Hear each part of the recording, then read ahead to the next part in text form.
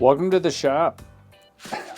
We all deal with these screws, and we're pulling out all of our screwdrivers to install these.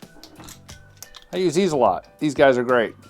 However, I have also really liked these electronic screwdrivers that have come out. Here's the Wow Stick.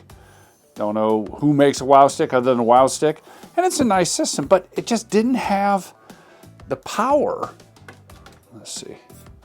You know, I tried to loosen one of these and it's just not doing it. It just doesn't have the power. It uses a couple batteries in here. Little AAAs. And then I went out and got this. One of these normal hex drivers. This is the Amazon Basics hex driver. And man, it's got a ton of power. It's a beast.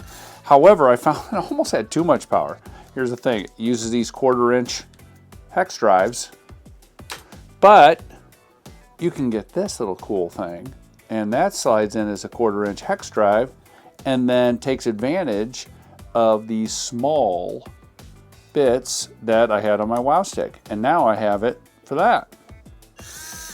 Okay, so that worked, but it was almost too much. It would torque that screw into oblivion.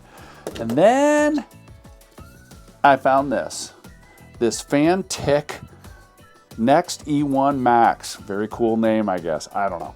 Anyway, this little package right here, get a load of this, pops up, and I've got this fantastic rechargeable system that has both low, lock, and high, so I can transition to what I'm trying to do so I don't hurt anything. A little light on it, and get a load of this.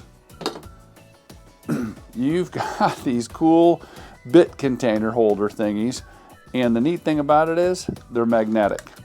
So these things, instead of fiddling around and trying to get these things to push in and pull out, you just drop them in place and they lock in place.